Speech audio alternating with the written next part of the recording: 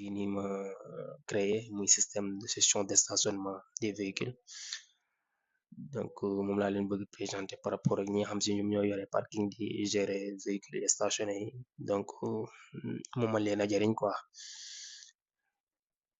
léegi si laa leen expliquer pour centrale d'authentification bi moom moo nekk ni centrale d'authentification bi y a une possibilité aussi mot de passe oublié de récupérer votre mot de passe. Donc léegi dañuy dugg nag directement si plateforme bi j'ai le nom de l'administrateur, ça veut dire l'administrateur on met admin, admin et mes mots de passe,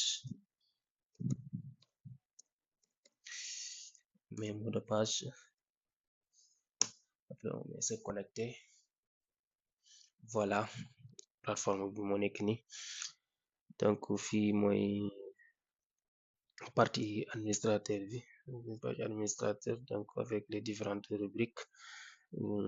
Tableau de bord, ça veut dire catégorie de véhicules, l'enregistrement, les véhicules entrants, les véhicules sortants, afficher rapport après revenu.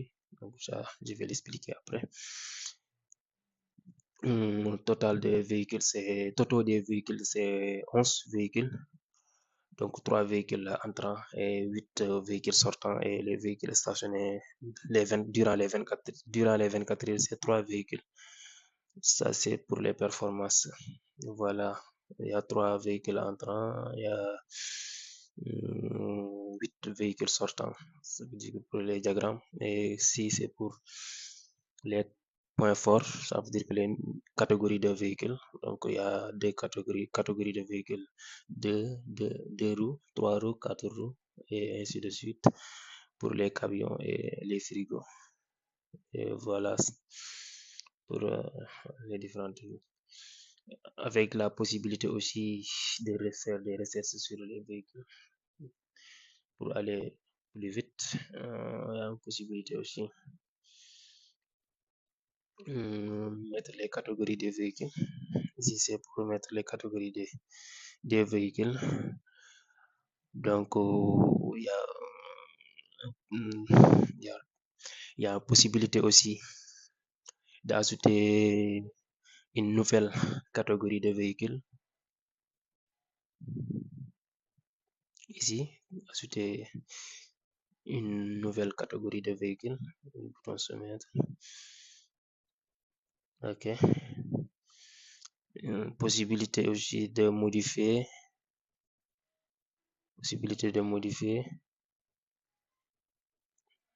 Il y a une possibilité aussi de supprimer. Ici, il y a une possibilité de supprimer. Ça, c'est pour l'enregistrement. Donc, l'enregistrement des véhicules. Li tax ma yokk créer application bi sax waxoon naa leen ko si début bi may commencer vidéo bi, mooy que ni parking bi nga xam si laa dem, moom ki nga xam si moo yore parking bi, moom li muy enregistré lépp si ay papier la koy enregistré, si ay papier la koy def quoi. Léegi looloo tax nag bi ma ñëwee ma ni pourquoi mun ñu ko informatiser nag, moo tax ma ñëw toog si xalaat ci. Léegi fii mooy partie enregistrement bi, mooy oto bi bu ñëwee boo koy enregistré si biir parking bi, fii mooy partie bi nga xam si moom ngay enregistré oto bi si biir parking bi. Comme boo ñëwee fii def A exemple, nga def SL comme Saint-Louis, nom de l'entreprise, nga def Tesla. Ok, catégorie de véhicule, ça veut dire que 4 roues, 3 roues, c'est 4 roues. Propriétaire, ki nga xam si la xam ne la moom véhicule bi, ki nga xam si moom véhicule bi. Pap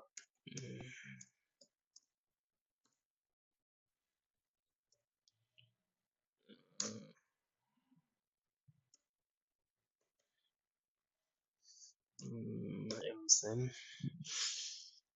Ok, numéro de téléphone, donc on peut mettre 77 23.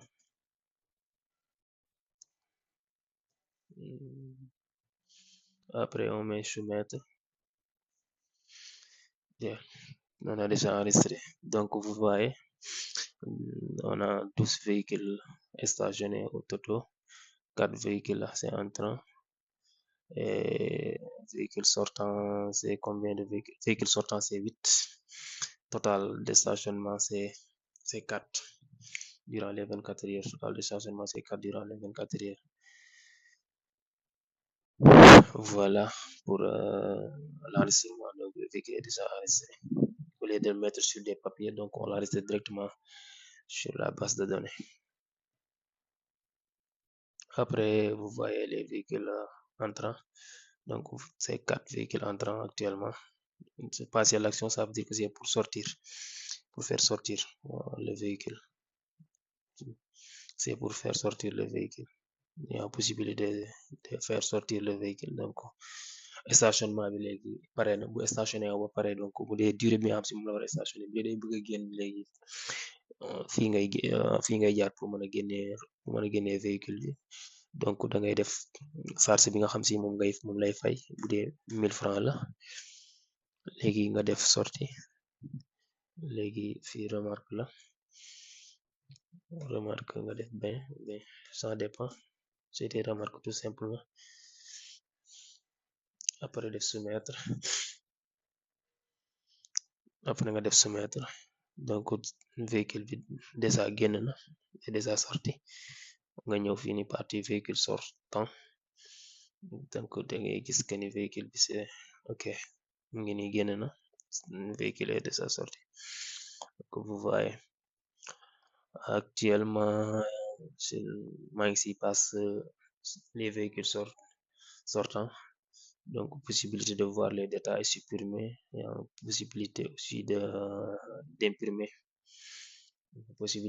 d'imprimer ici c'est pour imprimer pour le reçu donc on peut imprimer après bu stationné ba pare nga envoyé ko reçu bi via mailam wala WhatsApp donc fii bouton imprimer la donc bouton imprimer bi la fii bouton imprimer bi la donc am nga possibilité imprimer reçu bi donc boo ko imprimer mën ko envoyé léegi damay retourner si kii bi pour mën a continuer ok lii rapport bi la après avoir stationné donc mën nga générer rapport yi nga xam si la moom moo nekk si système bi donc man damay générer rapport du 25 bi 25/05/2025 jusqu'à aujourd'hui 29 ok il y a 4 rapports donc à gérer ok voilà ici c'est pour les revenus ok c'est pour les revenus vous voyez ici le total des frais de stationnement aperçu à ce jour donc à ce jour là ce n'est pas le total mais c'est le montant l'inventaire parce que aujourd'hui c'est aujourd'hui 4000 francs ça veut dire que 4000 francs le total montant des frais de stationnement c'est 4000 francs il y a 4 véhicules stationnés donc c'est 4 véhicules que ñoom laa génne 4 véhicules sortants donc c'est 4000 francs et hier donc c'est 1000 francs un véhicule sortant 1000 francs par exemple c'est des exemples tout simplement donc pour le total d'aujourd'hui hier et les jours passés donc total c'est 9000 donc lii daf may permettre que ni li tax ma xalaat ko ci ça veut dire que comme ki nga xam si laa ne la day ñëw stationné wu fay léegi dem joxoo ko reçu joxoo ko dara léegi de ce fait yow mën nga am problème wala mu am erreur wala genre si calcul yi doo xamante noo koy kiyee parce que c'est manuel te xel doyul quoi te l'homme n'est pas parfait ça veut dire que mën nga fàtte wala mën nga kii léegi loolu tax que ni installé aussi biir installé si système bi benn algorithme boo xam si la ni la mooy calculer frais yi intégral après mu defal le cumul yi ça veut dire que yow doo fi nekk di calculer genre doo fi nekk def dara da ngay dugal sa somme montant bi nga soxla après nga kii boo demee ba nga xam si sax ni la pare nga stationnement donc nga xool montant bi nga xam si mu ngi am si par rapport ak application bi donc ça va loolu la quoi. Hmm, voilà. Fii mooy partie profil donc on peut avoir profil changer mot de passe paramètres temps de connexion donc pour se déconnecter.